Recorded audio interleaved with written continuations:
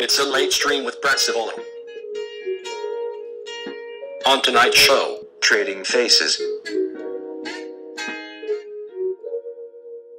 Now, live from Brooklyn, it's a late stream.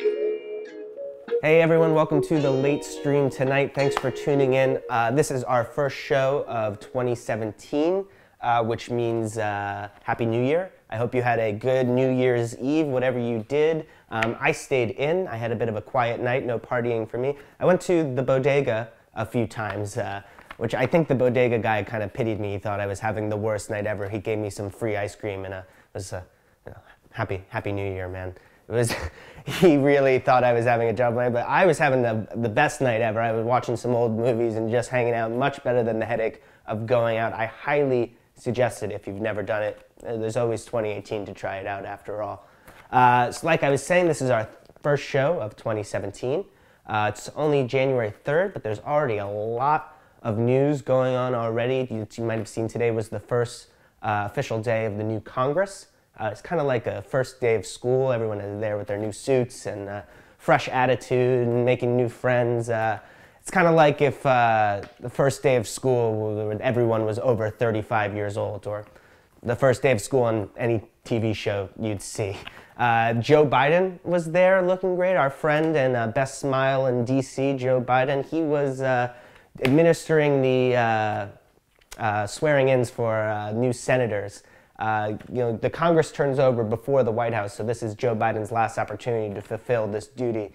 And he really seems to enjoy it. I mean, the smile was full out today, which is a good sign because they say that a full Biden smile on swearing-in day means a short winter. So that's a good news for everyone else. Other in the news last night was the premiere of The Celebrity Apprentice with Arnold Schwarzenegger, or as NBC is dubbing it, the new Celebrity Apprentice. I guess that they're putting the new in there to differentiate it from the one with Donald Trump.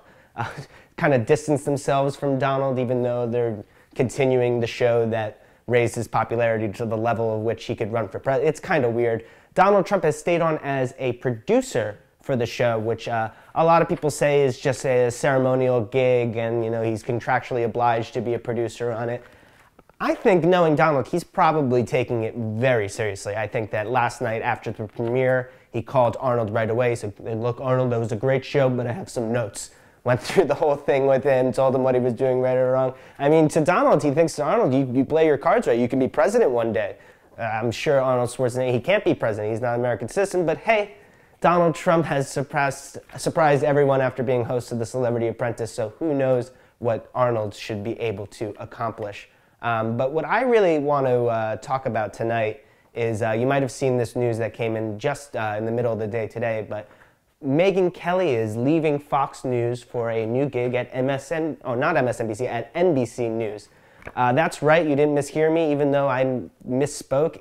Megyn Kelly is going from Fox to NBC.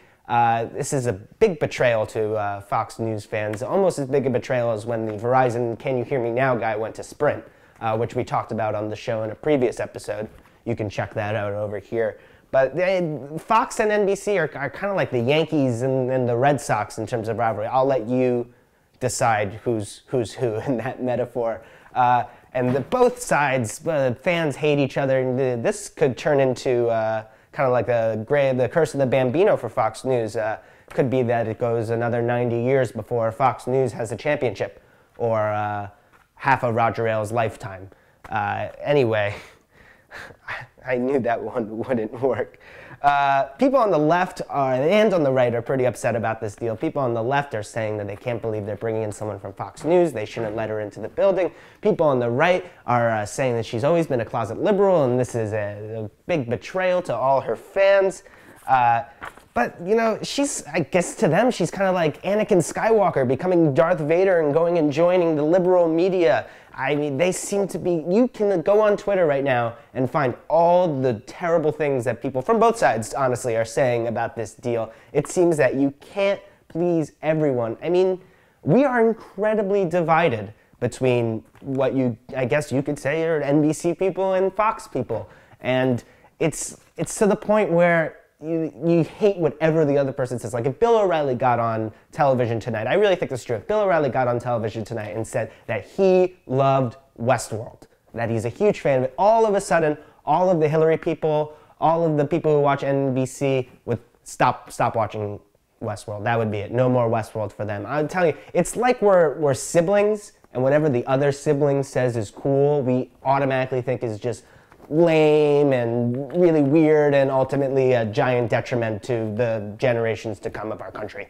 I mean, Megyn Kelly lost fans, you may remember, initially during the Republican primary because at a Republican debate that she moderated, she asked Donald Trump if he felt that his rhetoric was a little too demeaning towards women.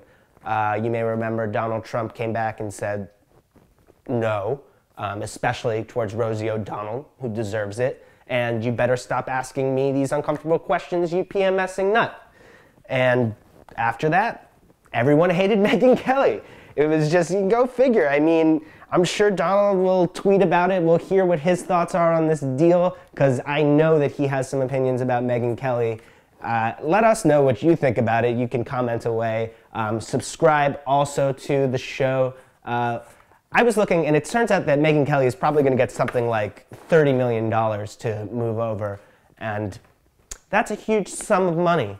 And I think that if NBC decided it wanted to do some real journalism and just hire 1,000 journalists, they could spread that $30 million around a little bit more evenly. Anyway, that does it for us tonight. Thanks for tuning in. We'll see you again on Thursday. Make sure to check your feed, subscribe so you get those videos in there, and check out our other stuff. We'll see you later in the week.